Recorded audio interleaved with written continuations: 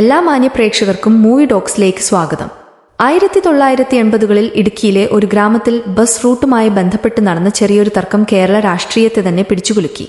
കേരളം കണ്ട ഏറ്റവും വലിയ പോലീസ് ക്രൂരതകളിലൊന്നായിരുന്നു തങ്കമണി സംഭവം.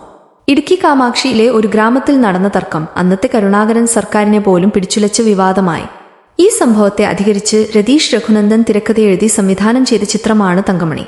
1986 ഒക്ടോബർ 21 ഇടുക്കിയിലെ കട്ടപ്പൻ തങ്കമണി റൂട്ടിൽ സർവീസ് നടത്തിയിരുന്ന എലൈറ്റ് എന്ന ബസ്സിലെ ജീവനക്കാരും വിദ്യാർത്ഥികളും തമ്മിൽ റൂട്ടിനെ ചൊല്ലി ഒരു തർക്കം നടക്കുന്നു.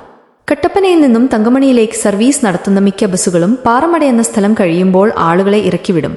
എന്നാൽ തങ്കമണി വരെയുള്ള പണം വാങ്ങുകയും ചെയ്യും.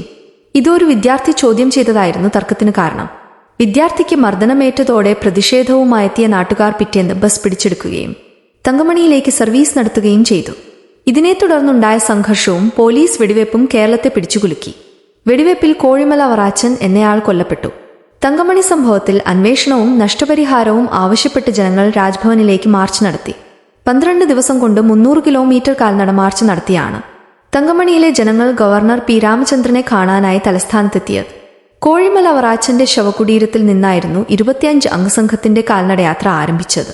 അത് തലസ്ഥാനത്തെത്തിയപ്പോൾ സ്ത്രീകളും വിദ്യാർത്ഥികളും ഉൾപ്പെടെ നൂറുകണക്കിന് പേർ അതിലേക്ക് അണിചേർന്നു. 1987 നിയമസഭാ തിരഞ്ഞെടുപ്പ് നടക്കാൻ മാസങ്ങൾ മാത്രം ബാക്കി നിൽക്കെ ആയിരുന്നു തങ്കമണി സംഭവം നടന്നത്. തങ്കമണി സംഭവത്തിൽ പോലീസിന്റെ ഭാഗത്തുനിന്ന് തെറ്റ് സംഭവിച്ചതായി അന്ന് സർക്കാർ തന്നെ തുറന്നു സമ്മതിച്ചിരുന്നു. അന്നത്തെ നിയമസഭാ തിരഞ്ഞെടുപ്പിൽ പ്രതിപക്ഷം തങ്കമണി സംഭവം സർക്കാരിനെതിരെയുള്ള ആയുധമാക്കി. അന്ന് UDFന് വേണ്ടി പ്രധാനമന്ത്രി രാജീവ് ഗാന്ധി അടക്കമുള്ളവർ കേരളത്തിലെത്തിയിരുന്നു. എന്നാൽ ആ പ്രചാരണങ്ങൾക്കൊന്നും തിരഞ്ഞെടുപ്പിനെ സ്വാധീനിക്കാൻ കഴിഞ്ഞില്ല. അതോടെ സർക്കാർ താഴെ വീഴുന്നു. ഈ സംഭവങ്ങളെ അന്നത്തെ പോലീസ് വേട്ടയുടെ ഇരയാകേണ്ടി വന്ന ഒരാളുടെ വീക്ഷണകോണിൽ അവതരിപ്പിക്കുകയാണ് തങ്കമണിയിലൂടെ രതീഷ് രഘുനന്ദൻ. തങ്കമണി സംഭവത്തെ അതേപടി ആവിഷ്കരിക്കുകയല്ല ചിത്രത്തിൽ ചെയ്തിരിക്കുന്നത്. മറ്റു ചില സംഭവവികാസങ്ങളുടെ പശ്ചാത്തലമാണ് സിനിമയിലെത്തുമ്പോൾ തങ്കമണിയിലെ നരനായാട്ട്. അതേസമയം യഥാർത്ഥ സംഭവത്തിന്റെ തീവ്രചോരൊന്നുമില്ലെന്നിടത്താണ് രതീഷ് രഘുനന്ദൻ എന്ന സംവിധായകന്റെ വിജയം. സൗഹൃദവും പ്രതികാരവും പ്രണയവും കുടുംബബന്ധങ്ങളും അധികാരക്കൊതിയും രാഷ്ട്രീയ കരുനീക്കങ്ങളുമെല്ലാം തങ്കമണി പ്രേക്ഷകൻ മുന്നിലെത്തിക്കുന്നു. സർക്കാരിനെ താഴെയിടാൻ പ്രതിപക്ഷം തങ്കമണി സംഭവത്തെ എങ്ങനെ ഉപയോഗിച്ചു എന്നും ചിത്രം കാട്ടിത്തരുന്നുണ്ട്.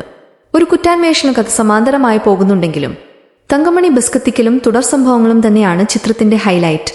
1986 ഇടുക്കിയിലെ തങ്കമണി എന്ന ഗ്രാമം അശാന്തിയിലമർന്നത് എങ്ങനെയെന്ന് അത്രമേൽ ഭീകരമായി തന്നെ ആവിഷ്കരിക്കുന്നതിൽ ചിത്രം വിജയിച്ചിട്ടുണ്ട്.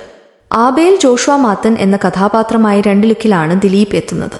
അർപ്പിത IPS എന്ന പോലീസ് ഉദ്യോഗസ്ഥയായി പ്രണിത സുഭാഷ് ചിത്രത്തിൽ നിറഞ്ഞു നിൽക്കുന്നു. അനിതയായി നീതാ പിള്ളയും മികച്ച പ്രകടനമാണ് കാഴ്ചവെച്ചത്. ജോൺ വിജയ്, സമ്പത്ത് റാം, മനോജ് കെ ജയൻ, കോട്ടയം രമേശ്, ജെയിംസ് ഏലിയ, സുദേവ് നായർ, അസീസ് നെടുമങ്ങാട്, സിദ്ദിഖ്, അജ്മൽ അമീർ, മാളവിക മോഹൻ തുടങ്ങിയവരും അവരവരുടെ കഥാപാത്രങ്ങൾ ഭംഗിയാക്കി. മനോജ് പിള്ളയുടെ ഛായാഗ്രഹണവും വില്യം ഫ്രാൻസിസിന്റെ സംഗീതവും ചിത്രത്തിന് ഊർജ്ജമേകുന്നുണ്ട്. ഗാനങ്ങളിൽ പെണ്ണിന്റെ പേരല്ല തങ്കമണി എന്ന ഗാനത്തിനാണ് മുൻതൂക്കം. സംഗീതമായും പശ്ചാത്തല സംഗീതമായും പലയിടങ്ങളിലായി ഗാനം കടന്നുവരുന്നുണ്ട്. തങ്കമണിയിൽ നടന്ന സംഭവങ്ങളുടെ തുടർച്ചയും ചിത്രത്തിൽ ചർച്ചയ്ക്ക് വിധേയമാക്കുന്നുണ്ട്. ഒരു സർക്കാരിനെ തന്നെ വീഴ്ത്താൻ ഇടയാക്കിയെന്നത് ഒരു വശം. അതിലപ്പുറം ആ സംഭവത്തിനു ശേഷം തങ്കമണി എന്ന നാടിനെ മറ്റു നാട്ടുകാർ എങ്ങനെ നോക്കിക്കണ്ടുവെന്നും അത്തരമൊരു സാഹചര്യത്തിൽ നിന്ന് തങ്കമണി എന്ന ഇടുക്കിയിലെ മലയോര ഗ്രാമം എങ്ങനെ പുറത്തുകടന്നു എന്നും ചിത്രം തുറന്നു കാട്ടുന്നു. സിനിമ കണ്ടവർ നിങ്ങളുടെ അഭിപ്രായം കമന്റ് ബോക്സിൽ രേഖപ്പെടുത്തുമെന്ന് പ്രതീക്ഷിക്കുന്നു. പുതിയ സിനിമാ വിശേഷങ്ങൾ ഉടൻ തന്നെ അറിയുവാൻ ചാനൽ സബ്സ്ക്രൈബ് ചെയ്യാനും ബെൽ ബട്ടൺ അമർത്താനും മടിക്കരുത്.